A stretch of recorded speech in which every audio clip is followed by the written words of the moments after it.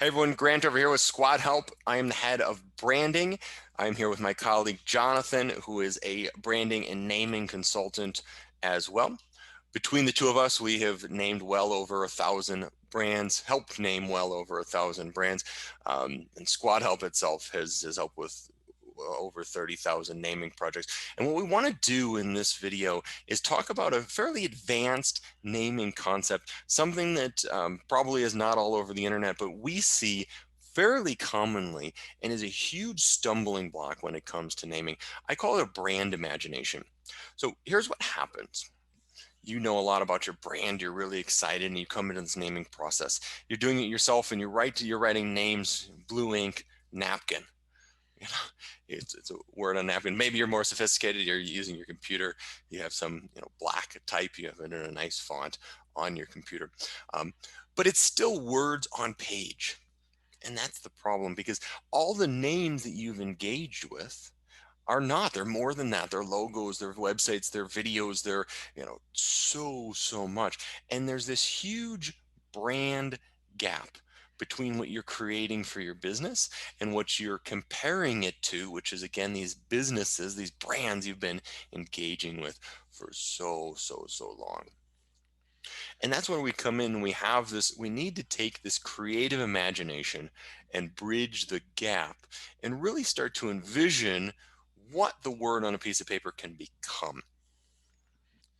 Yeah, Grant. So I see six names on a piece of paper on a page, Hmm. and how do I get excited about Right, that name for my business right, and when I'm thinking about these other brands? right. And that's the excited is such an interesting word, because that's one of the things that we hear a lot. I see this word on a piece of paper, I see this name on a piece of paper, and I'm not excited about it. So how do you envision? Some simple techniques would be to start trying to think about the colors. Just start there. Start trying to imagine it in colors. Start trying to think about, what would it look like with a logo. Um, Start trying to think about it with regard to your story. How do you dig deeper? How is this going to help you tell the story that you're trying to tell? And don't try and be literal about it. Think about Slack is not a descriptive name. There's a huge brand imagination that happened for somebody to see Slack on a piece of paper and build that company. And some of it is just the ability to take a risk and to not listen to your friends who are going, well, you have to be this and you have to be that, because they're not naming experts typically. And to start trying to put those, put the things that you're excited about within your business and try and connect them back. Slack, I bet, was really excited about being disruptive, right? And they saw the vision of how Slack could be very disruptive in their space. Um, you have a name like Apple. Apple was excited about the human experience. And what's more experiential, what's more human, what is everybody is just they've engaged with an apple. So it tells this wonderful brand story. I'm sure so many people were pushing back at them. I'm sure when they saw it on the piece of paper, they didn't say, I have to name my business Apple. I just have to. There's no other options out there. But once they started imagining how that name could help them tell a really unique story, how that name could be that uniqueness within the market, then they started going, oh yeah, that is pretty exciting. Um, and it's taking those steps and saying, I see how this helps me move towards what I'm trying to be when I grow up. Um, you know, Similar to maybe seeing a dress on a rack or thrown on a floor versus putting it on and putting the makeup on. You're getting ready for your wedding, and there's a total different experience between the dress and when it's sitting there in the plastic wrap and when it's on. You have your makeup and your hair done, and that's the difference. You have a name, and it's thrown on the floor. It's just on a piece of paper, and then you can start visualizing it and telling the story and so on and so forth. And that's when you're going to start getting that excitement. Not when you, it's not the word on the piece of paper doesn't get you excited. It's the word and then your creative imagination and what you can do with it and how it helps you grow and become, that business that you're excited to be. Yeah, that's great, Grant. Are there any other ways to imagine a brand other than what you've mentioned? Yeah. There's some great brands out there. I mean, I, That we, I like to visualize it in action. So start thinking about the hero image of your website mm, and how it's going to look. I always think about Gucci. Gucci's a mm, cool short name. I mean, it's yeah. good. It sounds Italian. Italian clothes are cool. There's all sorts of good stuff about it. But then you think about the product and how that brand that they built around excellence and and the design of the product itself. You think about the models, Hmm. so much of the brand. Nike is another great example.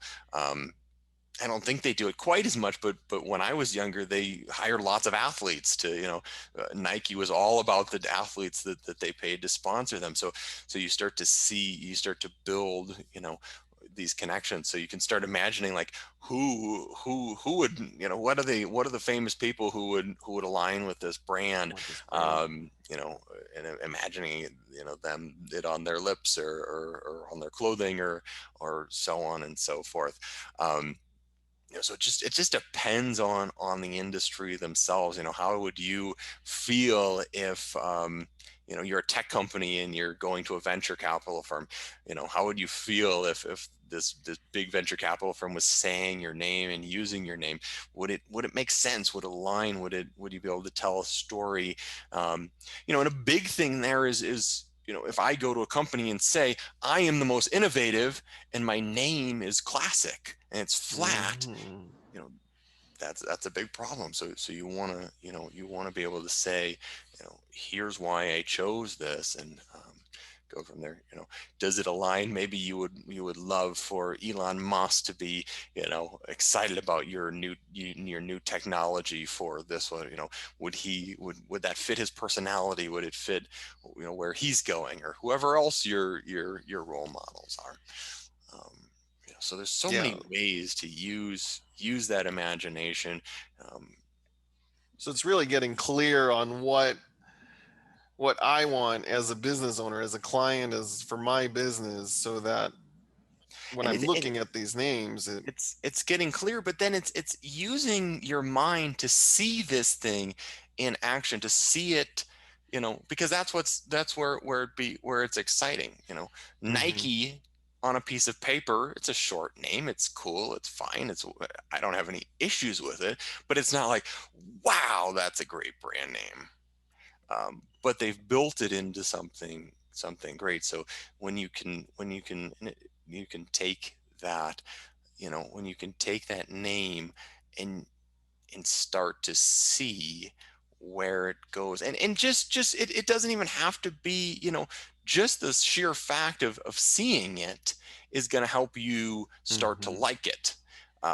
Because it becomes, in essence, for lack of a better concept, three-dimensional. It becomes real. It Mm. becomes something that is not, I mean, think about how much more excited you are um, you know about the food you're going to eat after you've Now you're after you've speaking my thought about language, it Grant. for 5-6 minutes, right? You start thinking about it, you start tasting it, you start thinking about the different ingredients in it. you know Mm. Somebody says, do you want a hamburger? And, it starts to, maybe. And then you remember, like, the cheese that you had on that hamburger last time. That's what, Mm. and the pickles and the really good brioche bun that was buttery Mm. and fresh baked. And that's when you have the name, and then you start saying, oh, look at this person's gonna, look at the models who are gonna have it, or the website, and it's gonna have these flashy graphics, and we're gonna make this kind of commercial one Mhm. day. And you know it's just how the mind works. It's when you get into the details, it becomes much more interesting, and you can start seeing some of the problems too. But it's easy to say no to a name, I think, is at the end of the day. It's easy to use your brain and say, this doesn't work, to be nitpicky about it. There's an article where he wrote, there's something wrong with every single name.